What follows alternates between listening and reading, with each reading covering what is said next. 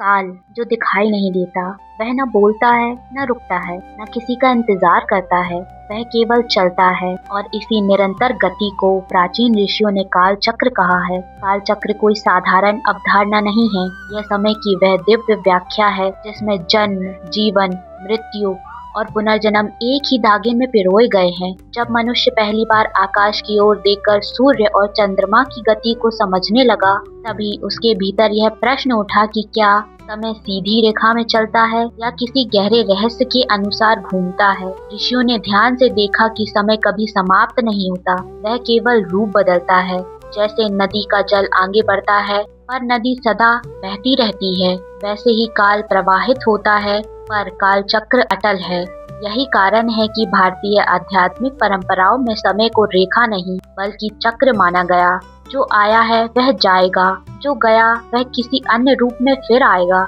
यही जन्म और मृत्यु का अनंत नित्य है। जब अर्जुन ने विराट रूप में श्री कृष्ण को देखा, तब उसने केवल देवता नहीं देखे, उसने काल चक्र को साक्षात देखा। कृष्ण ने कहा कि वे ही काल हैं जो सबको निगलते हैं और सबको जन्म देते हैं। यह कथन भय उत्पन्न करने के लिए नहीं था, बल्कि सत्य का उद्घाटन था, क्योंकि काल न क्रूर है न दयालु, वह केवल न्यायपूर्ण है। वह वही लौटता है जो बोया गया हो। पुराणों में जब जब सृष्टि के विनाश का वर्णन आता है, तब साथ ही सृष्टि के पुनः आरंभ का संकेत भी मिलता है।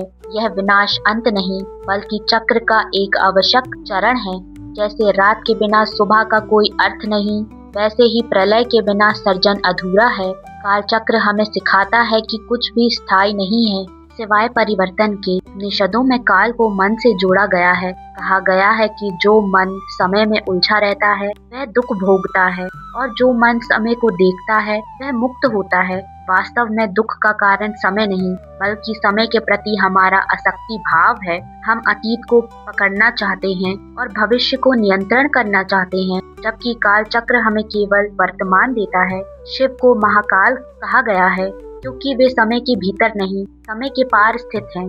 जब साधक शिव का ध्यान करता है, तब वह क्षण भर के लिए काल चक्र से बाहर झांकता है। उसे अनुभव होता है कि शरीर बूढ़ा होता है, विचार बदलते हैं, पर जो दिख रहा है वह सदा एक सा रहता है। वही आत्मा है जो काल से अछूत है। तांत्रिक परंपराओं काल चक्रों को भीतर की ऊर्जा से जोड़ा गया। श्वास का आना जाना, हृदय की धड़कन, विचारों का उठना डूबना, ये सब आंतरिक काल चक्र हैं। जो साधक अपनी श्वास को समझ लेता है, वह समय के प्रभाव को भी समझने लगता है। तब समय उसका शत्रु नहीं, उसका मित्र बन जाता है। बौद्ध दर्शन कहता है कि जो कुछ भी है वह क्षणिक है, हर क्षण जन्म लेता है और हर क्षण मर जाता है। यही क्षणिकता काल चक्र का मूल सत्य है। जब मनुष्य इसे स्वीकार कर लेता है, तब उसके भीतर भय समाप्त होता है, क्योंकि भय स्थायित्व की इच्छा से जन्म लेता है। काल चक्र का सबसे गहरा रहस्य यह है कि वह बाहर नहीं, भीतर भी घूम रहा है। हमारी इच्छाएं, हमारे कर्म,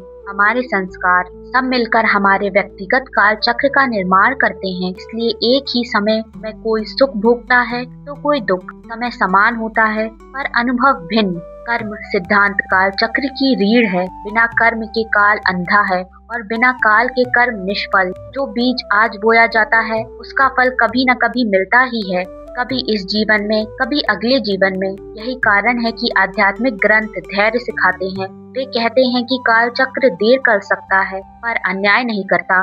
जब मनुष्य अहंकार में डूबता है, तब उसे लगता है कि वह समय को जीत सकता है। वह अपनी सफलता को स्थायी समझ बैठता है, पर काल चक्र धीरे से उसे याद दिलाता है कि शिखर के बाद ढलान भी आती है। यह स्मरण दंड नहीं बल्कि संतुलन है। जो व्यक्ति काल चक्र को समझ लेता है, वह न अधिक हर्षित होता है न अधिक दुखी, क्योंकि वह जानता है कि यह भी बीतेगा।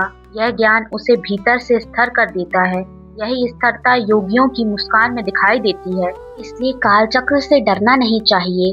वह हमें हर दिन सिखाने आता है कि जो बदल रहा है वह हम नहीं, हम तो वह हैं जो परिवर्तन को देख रहे हैं। जब यह अनुभूति जगती है, तब समय रुक जाता है, क्षण अनंत बन जाता है और साधक पहली बार सच्ची शक्ति का स्वाद चखता है। मनुष्य अक्सर पूछता है कि बुरे लोगों को तुरंत दंड क्यों नहीं मिलता। इसका उत्तर कालचक्र देता है, क्योंकि हर आत्मा को सीखने का अवसर दिया जाता है। दंड से पहले चेतावनी, चेतावनी से पहले अनुभव और अनुभव से पहले समय दिया जाता है। जब कोई साधक ध्यान में गहराई से उतरता है, तब उसे कभी कभी ऐसा लगता है कि समय रुक गया है। न अतीत की स्मृति रहती है, न भविष्य की चिंता। उस क्षण उसे अनुभव होता है कि अनंत क्या है। यही अनुभव बताता है कि काल चक्र से परे भी एक अवस्था है। शास्त्रों में कहा गया है कि देवता भी काल चक्र के अधीन है, केवल ब्रह्मा तत्व ही उससे परे है। इसलिए देवता अमर नहीं, केवल दीर्घायु है। यह ज्ञान मनुष्य के अहंकार को तोड़ने के लिए पर्याप्त है। काल चक्र हमें यह भी सिखाता है कि संबंध स्थायी नहीं होते, पर संबंधों से मिली अनुभूतियां आत्मा पर अंकित हो जाती है।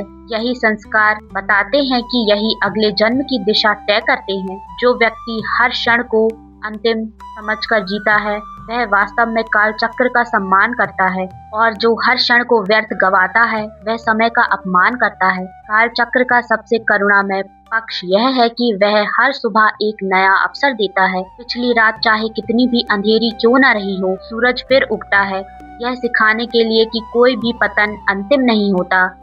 यही कारण है कि संत मृत्यु से नहीं डरते। उनके लिए मृत्यु भी काल चक्र का एक द्वार मात्र है, एक कमरे से दूसरे कमरे में प्रवेश जैसा। जब यह समझ गहराती है, तब जीवन हल्का हो जाता है। तब मनुष्य सफलता में भी झुककर चलता है और असफलता में मुस्कुरा पड़ता है, क्योंकि वह जानता है कि मैं नहीं बदल रहा, समय बदल रहा है। और अत्यंत जब साधक यह जान लेता है कि देखने वाला काल के भीतर नहीं बल्कि काल के पार है, तब काल चक्र उसके लिए बंधन नहीं बल्कि खेल बन जाता है।